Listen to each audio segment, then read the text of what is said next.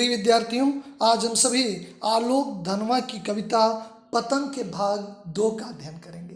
पूर्व भाग में आपने देखा कि उन्होंने बड़े ही अच्छे ढंग से ऋतु का मानवीकरण किया है कि भादों का मौसम बीत गया है, सूर्योदय होता है, बिल्कुल अपनी लालिमा को धारण किए रहता है, क्योंकि बदली तो होती नहीं है बारिश के मौसम वाली, इसलिए आकाश स्वच्छ होता है और लालिमा स्पष्ट रूप से दिखाई देती है। उस लालिमा की तुलना उन्होंने खरगोश की लाल आंखों से किया है।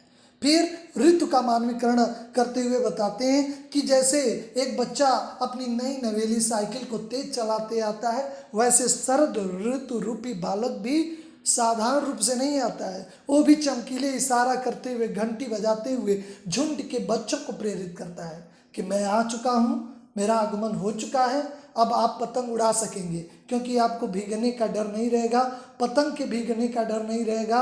आपको मैं आमंत्रण देता हूँ कि अब मौसम उपयुक्त हो गया है, आप सभी पतंग उड़ा सकते हैं। कवि कहता है कि पतंग का निर्माण दुनिया के सबसे पतले कागज से होता है और पतली कमानी का प्रयोग होता है, जिससे उसकी उड़ान हो सके, एक सांकेतिक रूप में कि अगर हमारा मन भी हल्का होगा तो हमारी उड़ान भी आगे होगी। अगर दुष्ट प्रवृत्तियों के बोझ तले हमारा मन दबा होगा तो हमारी भी उड़ान नहीं हो सकती है। और आकाश बहुत मुलायम होता है, जिससे आमंत्रण, ये ऋतु का आमंत्रण होता है बच्चों का कि आवें और अपने पतंग को स्वच्छंद मन से उड़ा सके। आगे की पंक्तियों में हम देखेंगे कि कवि कहता है कि शुरू हो सके सीटियों, किलकारियों और तितलियों की इतनी नाजुक दुनिया। कवि कहता है कि बच्चों का झुंड में रहते हैं, समूह में रहते हैं, ये बच्चों का स्वभाव है। एक समूह का बच्चा कोई उत्साहवर्धन का काम करता है, कोई शरारत भरा काम करता है, तो शेष झुंड के बच्चे भी सीटियाँ, किलकारियाँ, ये बाल मन है, किशोर मन है, ऐसा उनका स्वभाव है। क्योंकि परिपक्वता और प्रौढ़ावस्था जाते जाते ये सब प्रवृत्तियाँ चली जाती हैं। चाल 40 वर्ष, स्वभाव 100 वर्ष और दशा 10 वर्ष होती है, तो इसमें परिवर्तन हो जाता है। तो जब समूह का बच्चा कोई पतंग उड़ाया और अपने प्रतिद्वंदी बच्चे का पतंग काट दिया, तो उसके समर्थक बच्चे जो होते हैं काफ़ी उत्साहवर्धन आ जाता है, सीटियाँ, किलकारियाँ बजाते हैं, काफ़ी उत्साहवर्धन होते हैं। ये तो ऊपर की गतिविधियाँ हैं, जो बच्चे बड़े हैं उनके लिए, जो आकस्मिक गतिविधियाँ होती हैं। लेकिन प्रकृति छोटे बच्चे जो पतंग नहीं उड़ा सकते हैं उनको भी निराश नहीं करती है, क्योंकि पतंगों की ही प्रतिरूप, जो पतंगों की प्रतिरूप, जैसे पतंग रंग बिरंगे होते हैं, उससे तितलियाँ भी रंग बिरंगी होती हैं, तो छोटे बच्चे उससे निराश नहीं होते हैं। जो तितलियाँ होती हैं वो अपनी रंग बिरंगी होती हैं, उन्हें छोटे बच्चे कभी कभी उन्हें धागे में बांध लेते हैं, उन्हें उड़ाते हैं। पहले के बच्चे ऐसा करते थे जो प्रकृति के करीब थे। अब तो तितलियों को देखना है तो अपने डिजिटल माध्यम से ही देख लेंगे। तो छोटे बच्चे निराश नहीं होते हैं, क्योंकि उनके लिए भी तितलियों की एक दुनिया दिखाई देती है, जो नीचे तितलियां रंग बिरंगी उड़ती हुई नजर आती हैं, उन्हें देख के उत्साह वर्धन हो जाते हैं। यानी प्रकृति छोटे बच्चों का भी ख्याल करती है, बड़े बच्चों का भी ख्याल करती है। प्रकृति सबके लिए कुछ न कुछ उपहार ही लेकर प्रस्तुत होता है। तो कवि कहता है कि तितलियों की नाजुक दुनिया शुरू हो जाती है। बाल सुलभ मन की स्पष्ट व्याख्या करते हुए आगे की पंक्तियों में कहता है कवि कि जन्म से ही लाते हैं अपने साथ कपास। जिसे कपास बड़ा ही स्वच्छ और निर्मल होता है, कपास बहुत ही स्वच्छ और निर्मल होता है, उसमें मुलायमपन भी होता है। तो कहते हैं बच्चे जो बचपन में होते हैं तो बिल्कुल इस कपास जैसे ही कोमल और स्वच्छ मन वाले होते हैं, लेकिन जैसे ही वो वृद्धि करते हैं उनके अंदर धीरे धीरे समाज की दुष्प्रवृत्तियाँ आती हैं। इसीलिए कक्षा 10 में आप एक कविता पढ़े होंगे, ये दंतुरित मुस्कान। उसमें कवि कहता है दंतुरित मुस्कान मृतक में भी डाल देती है जान। यानी वह कोमल कपास जैसा कोमल बच्चा जो दांत भी निकले हैं, उसकी मुस्कान एक पाषाण हृदय वाले व्यक्ति को भी द्रवित कर सकती है, उसके अंदर भी उत्साह वर्धन कर सकता है, कोमलता की भावना का संचार कर देता है। लेकिन वही बच्चा जब वृद्धि करके बड़ा हो जाता है, परिपक्व की ओर बढ़ जाता है, परिपक्वता की ओर बढ़ जाता है, हंसता है तो लगता है कि हमारे ऊपर व्यंग कर रहा है, टिप्पणी कर रहा है। छोटी छोटी बातों पे आधुनिक युग के बच्चे हंसते हैं, वह एक तरह का व्यंग है, उसमें वो दंतुरित मुस्कान नहीं है जो बचपन में थी, ये जटिल और कुटिल मुस्कान हो जाती है। लेकिन कवि कहता है कि बच्चे जो बचपन में होते हैं वह जन्म से ही लाते हैं कपास, वो कपास अपने जन्म से ही लाते हैं। क्योंकि उनके अंदर कोमल भावनाएं होती हैं, जन्म से लाते हैं, स्वच्छता होती है, कोमलता होती है।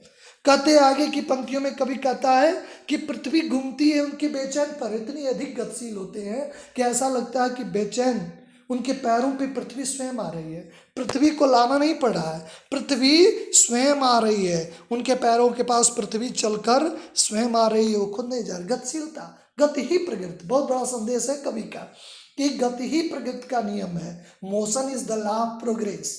अगर एक क्षण भी आप रुके, यू विल बी डिफीट, आप हार जाओगे अगर आप एक क्षण के लिए, क्योंकि दूसरे लोग गतिमान रहेंगे। तो कवि कहता है कि पृथ्वी घूमती हुई आती, उनके बेचैन पे इतने गतिशील होते हैं, बहुत अधिक अथाह ऊर्जा उनके पास होती है। जीवन का अनोखा काल है, बाल्यावस्था क्या है? अनोखा। इसीलिए एक मनोवैज्ञानिक ने कहा कि आप मुझे एक बच्चे को दे दें, मैं चोर, डाकू, इंजीनियर, डॉक्टर जो कहें वो बना दूंगा, लेकिन मुझे बचपन वाले बालक चाहिए, प्रौढ़ वाले बालक नहीं चाहिए, मैं जो चाहूँ। क्योंकि बालक तो एक कोरा स्लेट होता है, उसके समय, देश काल, पारिवारिक वातावरण, सब शिक्षक उस पर अंकित करते हैं, उस पर लिखते हैं, जो बनना है वो बन ही जाता है। वातावरण ही होता है, चाहे भले सब कुछ परिस्थितियां अच्छी हों, लेकिन वातावरण अच्छा नहीं है तो उसके निर्माण में बाधक हो जाता है।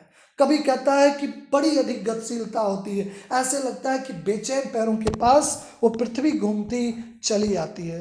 वो बेसुध होकर दौड़ते हैं, उनके अंदर कोई किसी प्रकार की सुध नहीं होती है। छतों को नर्म बनाते हैं, छत पे गिरते हैं, उठते हैं, उनके लगता है जैसे गद्दे बिछाए गए हैं, उनके लिए नर्म होते हैं। और परिपक्व लोग अगर छत पे चले जाएं और गिर जाएं तो उन्हें लिए पाषाण होगा, लेकिन बच्चों के लिए वो नर्म होगा। और बच्चों को, दिशाओं को मृदंग की तरह बजाते हुए, यानी बच्चे जिस दिशा में होते हैं उत्साह का, ऐसा लगता है कोई वाद्य यंत्र बज रहा है, कोई वाद्य यंत्र बज रहा है। इसलिए माता के आंचल क्लास 10th में बच्चों के बारे में श्री पूजन साहा जी कहते हैं कि जहाँ बच्चे का संग तहाँ बाजे मृदंग, मृदंग जो ढोलक को कहते हैं, जहाँ बच्चे का संग तहाँ बाजे मृदंग, जहाँ बूढ़ों का संग तहाँ खर्ची का तंग। बूढ़े लोग हों तो निराशा भरी बातें करते रहते हैं, समय बीतता नहीं है। इसलिए कवि कहता है कि दिशाओं में मृदंग की तरह, यानी जिस दिशा से बच्चे आते हैं उत्साह का, ऐसे लगता है कोई वाद्य यंत्र बज रहा है,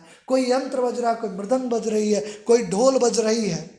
कभी कहता है कि कोई ढोल बज रही है। आगे कहता है कि जैसे डालियों पे पेंग, झूले होते, पेंग एक तरफ से झूले दूसरी तरफ जाना ही पेंग होता है, तो बच्चे बड़े लचीलेपन होते हैं। ऐसा लगता है कि उनका जो चाल स्वभाव डालियों की तरह होता है, जैसे डालियाँ हिलती रहती हैं, डालियों में गतिशीलता होती है, ठीक उसी प्रकार बच्चे भी होते हैं, उनके अंदर भी इस तरह की वृत्तियाँ होती हैं, लचीलापन होता है। वह हमेशा लचीलापन उनके अंदर दिखाई देता है, एक तरफ जहाँ मृदंग बजता है और दूसरी तरफ उनके अंदर लचीलापन होता है। कभी कभी बच्चे खेलते खेलते छतों के खतरनाक किनारों तक पहुंच जाते हैं, उस समय किरणें से उन्हें बजाता है रोमांचित शरीर का संगीत। उनके शरीर में एक ऐसा जादू, एक संगीत होता है जो धागे पकड़े रहते हैं, पतंगों की धड़कती ऊंचाइयां उन्हें थाम लेती है धागे के सहारे, वो बच जाते हैं। सियाने लोग थोड़े झुक जाए तो शरीर उनका भारीपन होने के कारण गिर जाएंगे, नहीं बच्चे ज़्यादा झुक के भी वो सीधे हो सकते हैं, क्योंकि उन्हें एक रोमांचित शरीर में संगीत होता है